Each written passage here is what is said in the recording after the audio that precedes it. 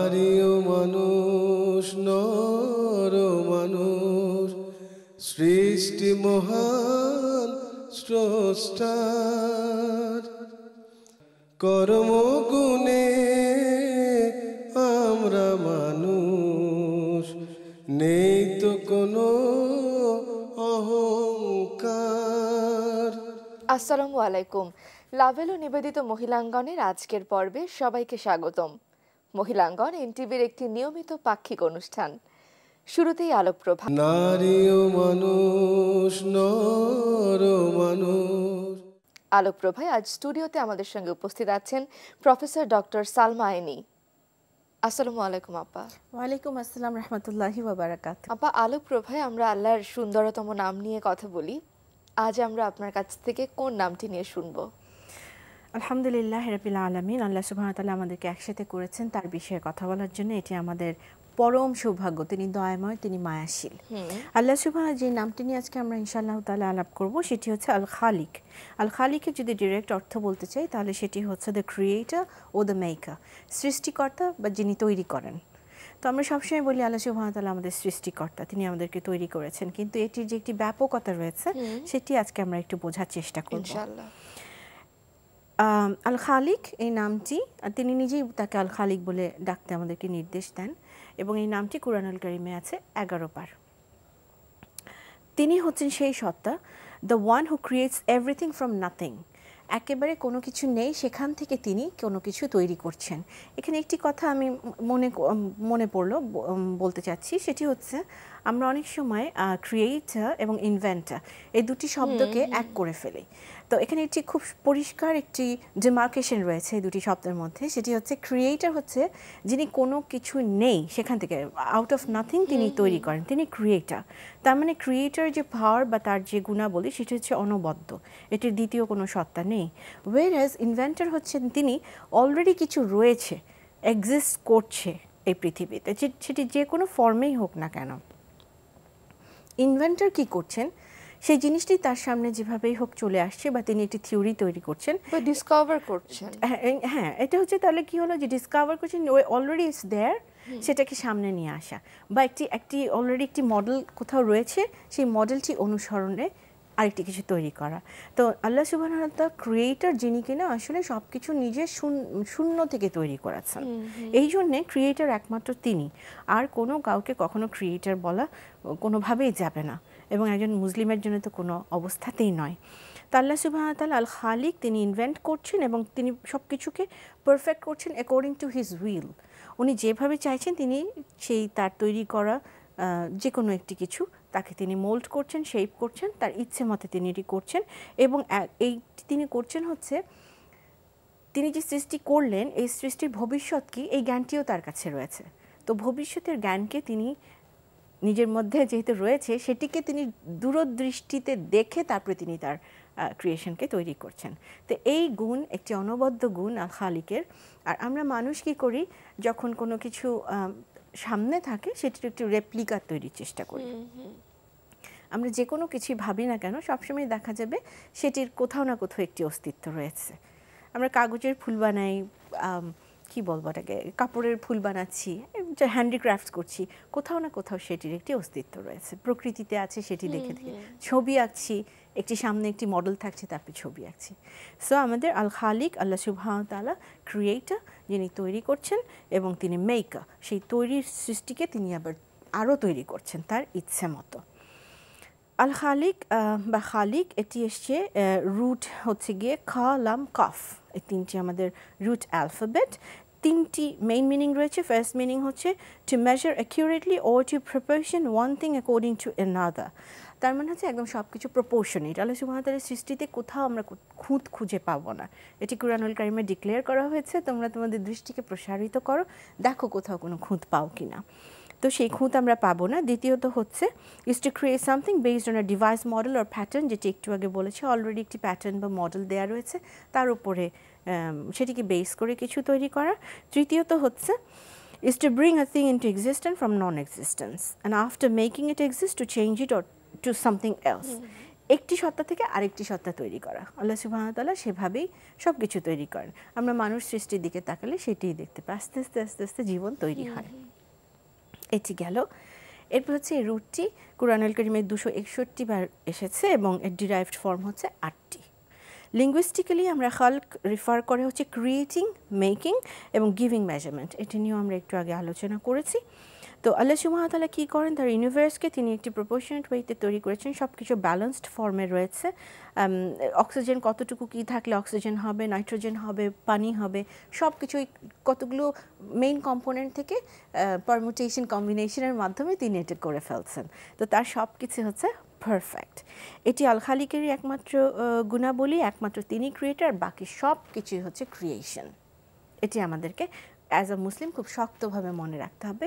Creator আমাদের একজন, আর আমরা যারা যা কিছু চোখের সামনে পেছনে যা রয়েছে সব কিছু হচ্ছে ক্রিয়েশন, তার তৈরি করা সৃষ্টি।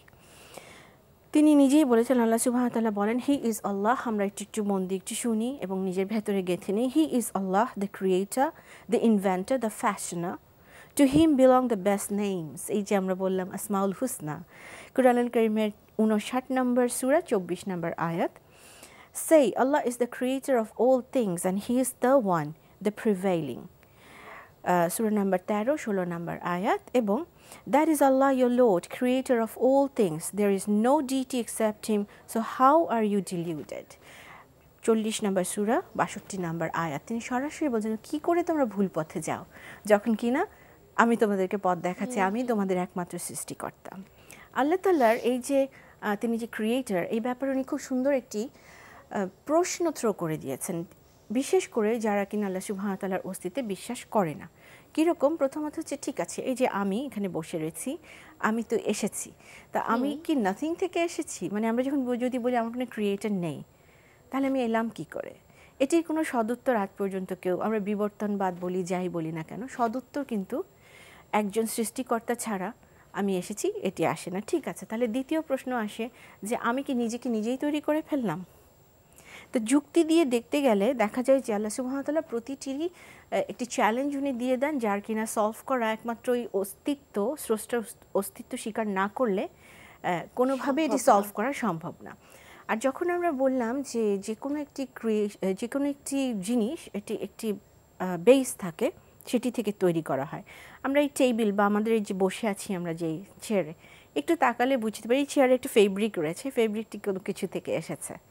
যদি কাপড়ের হয়, এটি কোত্থেকে এসেছে? গাছ থেকে এসেছে বা কোনো একটা মেটেরিয়াল থেকে এসেছে। কাঠটি এসেছে উড, এটি এসেছে গাছ থেকে। তারপরে যদি আমরা চিন্তা করি যে এখানে মেটালের কিছু যদি থাকে, আমি এই মুহূর্তে দেখতে পাচ্ছি না, কিন্তু মেটালের যদি থাকতো তাহলে সেটিও আসতো কোত্থেকে? কোনো একটি কি বলবো, শক্ত কিছু থেকে, তাই না? একটা রক থেকে, একটি আসলে বলতে গেলে সবকিছুরই একটা উৎসস্থল থাকে, একটা উৎপত্তিস্থল। এক্স্যাক্টলি। এই উৎসগুলোকে মানুষ কি করছে? একত্রিত করে একটি জিনিস তৈরি করছে। তার মানে সে নিজে থেকে কিছু, আবার ওই উৎসের আবার একজন সৃষ্টিকর্তা রয়েছেন। So this is very interesting যে আমি নিজে যদি বলি আমি কোত্থেকে এসেছি, আমাকে কেউ তৈরি করেননি, আসলে আমরা লজিক্যালি গেলে দেখব পেছনে একটি তার পেছনে একটি করতে করতে আমাদেরকে সেই সৃষ্টিকর্তার অস্তিত্বে বিশ্বাস করতেই হবে। আমাদের মনে রাখতে হবে যে আল্লাহ সুবহানাহু ওয়া তাআলাকে তাহলে আমরা যদি ওনাকে এই ক্রিয়েটর হিসেবে মেনে নিই, তিনি হেভেন এবং আর্থ তৈরি করেছেন, যেটি মানুষ কখনোই বলতে পারবে না সে করেছে। এই আকাশমণ্ডলী সে বলতে পারবে না আমি করেছি। কি করতে পারি নামটি নিয়ে? প্রথমত স্ট্রেংথেন ইউর রিলেশনশিপ উইথ আল খালিক।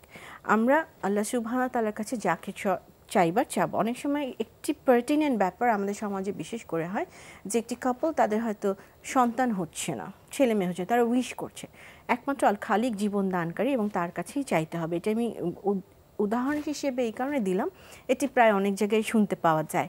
সেই কারণে কোনো মানুষের কাছে যাওয়া বা কোনোভাবে কোনো অন্যভাবে চাওয়া সম্ভবপর নয় বা উচিত হবে না। আল্লাহ তাআলা যে প্ল্যান করবেন সেটিতে আমাদের মেনে নিতেই হবে। এই কারণে ফিরাউন যদিও সমস্ত পুত্র সন্তানকে মেরে ফেলতে চেয়েছিল, দেখা গেল মুসা আলাইহিস সালামকে আল্লাহ তাআলা জীবিত রাখলেন, সে গিয়ে ফিরাউনকে ধ্বংস করলো। কাজে ওনার প্ল্যানের উপরে আর কিছু হবে না। তারপরে হচ্ছে ডোন্ট ফিয়ার ক্রিয়েটেড থিংস। ভয় পাবো একমাত্র আল্লাহ সুবহানাহু ওয়া তাআলাকে, আর বাকি সব কিছুই তার আন্ডারে, তার বান্দা, তাদের কোনো কিছুকে ভয় পাওয়ার কোনো উপায় নেই। কোনো মানুষকে প্লিজ করলে আল্লাহ সুবহানাহু ওয়া তাআলা যদি অখুশি হন, তাহলে সেটার কনসিকুয়েন্স আমাদেরকে বহন করতে হবে। সব মানুষকে প্লিজ করার বদলে আল্লাহ সুবহানাহুকে তাআলাকে প্লিজ করাটাই আমাদের অবশ্য কর্তব্য। কে কি বলল করলো, কে কি বলবে, আমার পেছনে কি বললো, সামনে আমাকে আমার আমার আমার ওপিনিয়ন বা আমাকে অন্য কেউ তৈরি করছে না। যিনি আমাকে ক্রিয়েট করেছেন তিনি জানেন আমাকে কিভাবে চলতে হবে, তিনি গাইডলাইন দিয়েছেন, সেভাবে নির্ভয়ে আমাদেরকে পথ চলতে হবে। আর ফাইনালি হচ্ছে দুটো পয়েন্ট, এক হচ্ছে কোনো অবস্থাতে কোনো মানুষকে ক্রিয়েটরের কাছে বসানো যাবে না, ক্রিয়েটরের আসনে, বা কাউকে ভুলেও যে তিনি এটা তৈরি করেছেন, সৃষ্টি করেছেন, আমরা অনেক সময় র্যান্ডম বলে ফেলি। তো এটি আমাদের খুব ভালো করে মনে রাখতে হবে যে কোনো অবস্থাতে আমরা এটি করতে পারবো না। আরেকটি জিনিস হচ্ছে অনেক সময় নানা ধরনের সমাজে ম্যাজিক ইত্যাদি ইত্যাদি করা হয়। আমরা মুসা আলাইহিস সালামের সময় ম্যাজিক খুব উপরে উঠে গেছিলো। মনে রাখতে হবে ইভিলগুলো আল্লাহ তাআলাই তৈরি করেছেন, কিন্তু ইভিলের কার্যকারিতা কখনোই হবে না যতক্ষণ আল্লাহ সুবহানাহু ওয়া তাআলার প্রোটেকশনে আমরা রয়েছি। কাজে ওনাকে ডাকতে ডাকতে এগুলো থেকে আমাদের সরে আসতে হবে। ফাইনালি লুক অ্যাট নেচার, সবসময় একটি সময় বের করে নিতে হবে সারাদিনের মাঝে, যখন আমরা আমার চারিপাশের নেচারকে একটু দেখতে পাবো, তারা কি করে প্রস্ফুটিত হচ্ছে, কিভাবে জীবন পাচ্ছে, এই ব্যাপারগুলোতে একটু কন্টেমপ্লেট করে আমাদের অন্তরের ভিতরে সৃষ্টিকর্তার যে নির্যাস, যে ভালোবাসা, যে মায়া, সেটিকে তুলে ধরতে পারলে নিশ্চয়ই আমরা ইনশাআল্লাহ তাআলা পথ পেয়ে যাব। ইনশাআল্লাহ। খুব চমৎকার আলোচনা আপা আপনার কাছ থেকে শুনছিলাম এবং সত্যি খুব মুগ্ধ হয়ে শুনছিলাম। আলহামদুলিল্লাহ রাব্বিল আলামিন। আপনাকে অসংখ্য ধন্যবাদ স্টুডিওতে এসে আমাদেরকে সময় দেওয়ার জন্য। আলহামদুলিল্লাহ। এবারে আলোচনা পর্ব। নারী ও মানুষ, নর ও মানুষ। আলোচনার জন্য আজ স্টুডিওতে আমাদের সঙ্গে উপস্থিত আছেন কামরুন নাহার সীমা, পরিচালক ভিশন আই হসপিটাল। আসসালামু আলাইকুম আপা। ওয়ালাইকুম আসসালাম। কেমন আছেন? আলহামদুলিল্লাহ ভালো আছি। আপা, আজ আমরা কথা বলবো দোয়া বা প্রার্থনা নিয়ে। দোয়া কখন কবুল হয় বা কেমন করে আমাদের দোয়া করা উচিত, কোন সময়টাতে কাদের দোয়া কবুল হয়, সব কিছু নিয়ে আজ আমরা কথা বলবো আপনার সঙ্গে। আপা, শুরুতেই একটু জানতে চাই যে দোয়া বা প্রার্থনার গুরুত্বটা ঠিক কতটা, বা এটা কতটা জরুরি? ধন্যবাদ। আসলে রাসূল পাক সাল্লাল্লাহু আলাইহি ওয়াসাল্লাম বলেছেন যে দোয়া হলো সমস্ত আমল বা ইবাদতের মগজ। আচ্ছা। ব্যাপারটাকে এতটাই গুরুত্ব দেওয়া হয়েছে যে আমরা জানি আমাদের সমস্ত শরীরের সমস্ত অঙ্গ প্রত্যঙ্গের মধ্যে সবচেয়ে ইম্পর্টেন্ট হলো আমাদের ব্রেইন, যে সমস্ত শরীরকে পরিচালিত করে। এই দোয়ার মাধ্যমে আল্লাহর রহমত কামনা করা হয়। আর আল্লাহর রহমত ছাড়া আমরা জানি যে অনেক বেশি আমল করেও অনেকে জান্নাতে যেতে পারবেন না, কারণ তার উপর আল্লাহর কোনো রহমতই ছিল না। আমরা যদি মনে করি যে শুধুমাত্র আমল করে গেলাম, অনেক অনেক বেশি ইবাদত বন্দেগী করে গেলাম আর আল্লাহ আমাদের সমস্ত আমল কবুল করে নিলেন, এই ধারণাটাই আসলে ভুল। এই জন্য দোয়াটাকে এত বেশি গুরুত্ব দেওয়া হয়েছে যে যেহেতু এটা সমস্ত ইবাদতের মূল, এই জন্য দোয়াটাকে অনেক অনেক বেশি আমাদেরকে গুরুত্ব দিতে হবে। এই দোয়া কবুল হওয়ার অর্থটা ঠিক কি? আচ্ছা, এই ব্যাপারেও আসলে আমাদের রাসূল পাক সাল্লাল্লাহু আলাইহি ওয়াসাল্লাম আমাদেরকে একটি দিক নির্দেশনা দিয়ে গেছেন। তিনি বলেছেন যে এমন এমন ব্যক্তি বা যে কোনো লোক যদি দোয়া করে তাহলে সেই দোয়ার প্রতিদান সে অবশ্যই পাবে, যদি তার দোয়ার ভিতরে কোনো পাপ কার্য বা আত্মীয়তার সাথে সম্পর্ক ছিন্ন করার কোনো বিষয় না থাকে। দুটি জিনিস থাকবে না। একটা হলো কোনো পাপ কাজ করার জন্য সে দোয়া করছে, আরেকটা হলো সে এমন কোনো দোয়া করছে যাতে তার আত্মীয়তার সম্পর্ক ছিন্ন হয়ে যেতে পারে। এই দুটো জিনিস যদি না থাকে তাহলে সে যত দোয়া করবে আল্লাহ তাআলা দিবেন, বিফলে যান না, কোনোদিন বিফলে যাবে না, কোনো না কোনো ভাবে সেটার প্রতিদান আসেই। অবশ্যই। আপা, একটু জানতে চাইবো যে কাদের দোয়া সবচেয়ে বেশি কবুল হয়? এই ব্যাপারেও আসলে সরাসরি হাদিসে রাসূল পাক সাল্লাল্লাহু আলাইহি ওয়াসাল্লাম কিছু কিছু হাদিসের মাধ্যমে বা বর্ণনা বা বিভিন্ন ঘটনার পরিপ্রেক্ষিতে রাসূল পাক সাল্লাল্লাহু আলাইহি ওয়াসাল্লাম বলে দিয়েছেন। যেমন ইফতারের সময় রোজাদারের দোয়া কবুল হয়। 2 নম্বর হলো ন্যায় বিচারক বাদশাহ, অর্থাৎ সেই মুসলমান নেতা যে শরীয়তের পূর্ণ অনুসারী এবং সবার সঙ্গে তিনি ইনসাফ করেন, তার দোয়া কিন্তু কবুল হবে। এরপরে আছে যে মজলুমের দোয়া, যেটা একদম আরশের সরাসরি চলে যায় এবং আরশের দরজা খুলে যায় এবং আল্লাহর সামনে গিয়ে ওই দোয়াগুলো পড়ে এবং সেই দোয়াগুলো দেখে আল্লাহ তাআলা বলেন তোমরা অপেক্ষা করো, তোমাদের দোয়া অবশ্যই কবুল হবে। এই জন্য মজলুমদেরকে আবার একটু ধৈর্য ধারণ করার নির্দেশ দেওয়া হচ্ছে। এরপরে বলা হচ্ছে মুজাহিদের দোয়া, মুজাহিদ যারা যুদ্ধে আছেন, যারা যুদ্ধ করছেন তাদের দোয়া। অসুস্থের দোয়া, অসুস্থের দোয়া মারাত্মক। এখানে বলা হয়েছে রাসূল পাক সাল্লাল্লাহু আলাইহি ওয়াসাল্লাম বলেছেন যে তোমরা অসুস্থ লোকদেরকে বেশি বেশি করে দেখতে যাও এবং যখন তাকে দেখতে যাবে তখন তার কাছে তোমরা দোয়া চাইবে তোমার জন্য এবং তোমার পরিবারের লোকজনের জন্য। এবং এরপরে বলা হচ্ছে যে যে অসুস্থ সে নিজেই নিজের জন্য দোয়া করবে। বলা হয়েছে যে অসুস্থ ব্যক্তি একদম ফেরেশতাদের ন্যায় হয়ে যায়। ফেরেশতারা কীরকম আমরা জানি, নিষ্পাপ, তারা যা দোয়া চাইবে আল্লাহর কাছে তাই কবুল হবে। তাহলে অসুস্থ লোক কিন্তু বা দুনিয়াতে অসুস্থ যারা থাকবেন তাদের জন্য কিন্তু অসুস্থতাটাও একটা নিয়ামত হিসেবে বলা হয়েছে।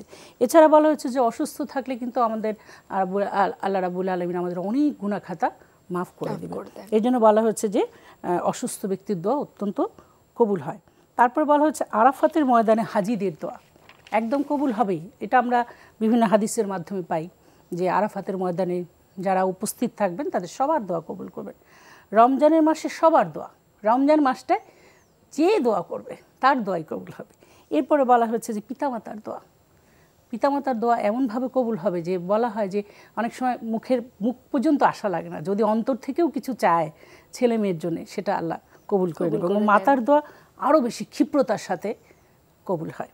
এরপরে বলা হচ্ছে যে মুসাফিরের দোয়া, যারা মুসাফির রয়েছেন, যারা ঘুরে ঘুরে বেড়ান আর কি, তো তাদের দোয়া কবুল হবে।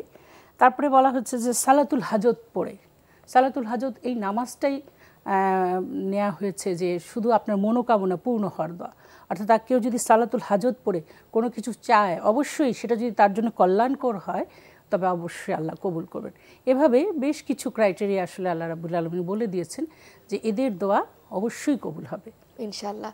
আপা, এই দোয়া চাওয়ার কিংবা এই যে প্রার্থনা করার কোনো আদব বা নিয়ম কানুন আছে কিনা?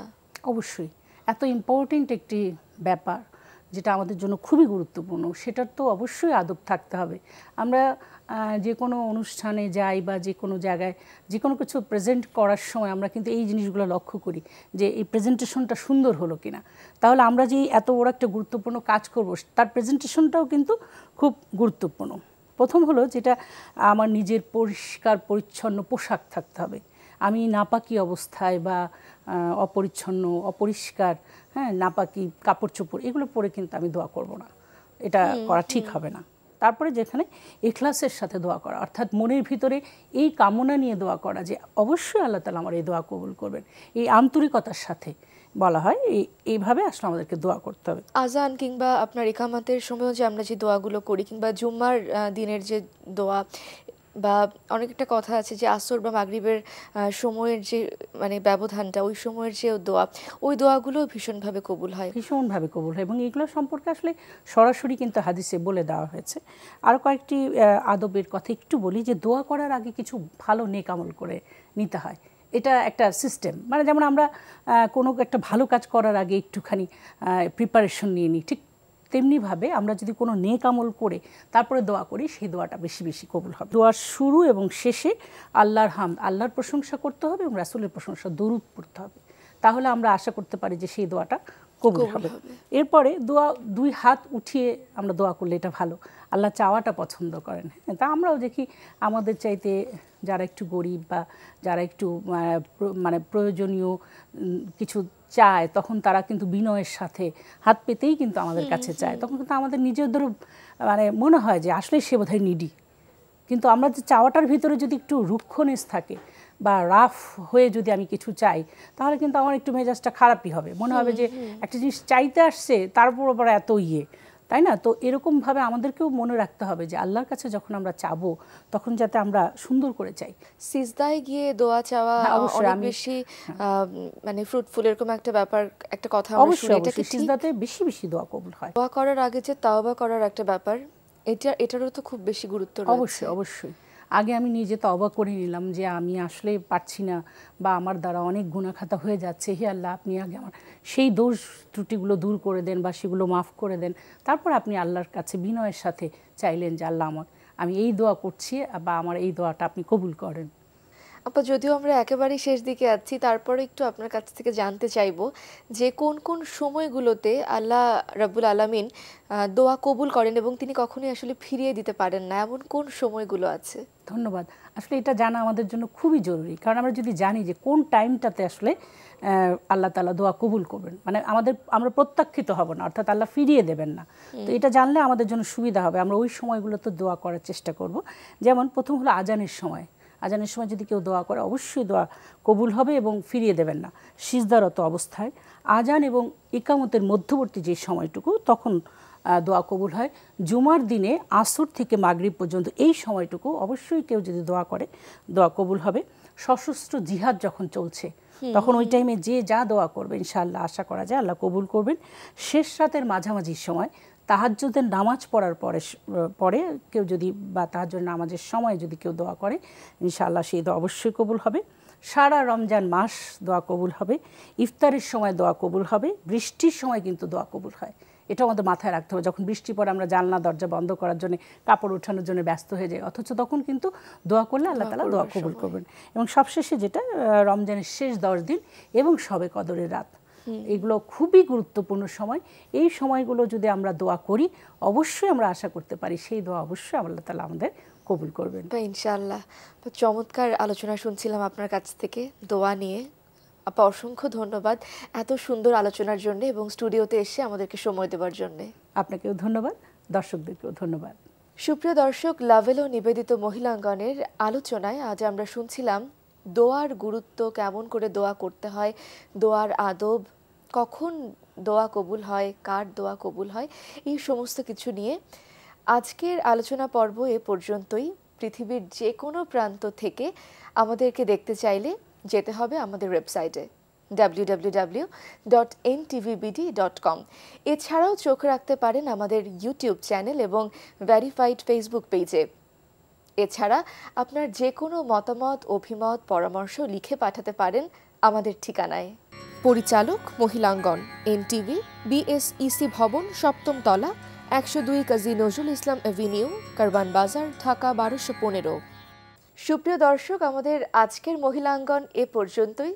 আগামীর অন্য কোনো পর্বে আমরা নিশ্চয়ই আরও অন্য কোনো বিষয় নিয়ে কথা বলবো। সেই পর্যন্ত সবাই খুব খুব ভালো থাকবেন। মহান আল্লাহ রাব্বুল আলামিন আমাদের সবাইকে খুব খুব ভালো রাখুন। আল্লাহ হাফেজ। আসসালামু আলাইকুম। মাটির পৃথিবীতে আমাদের সংসার,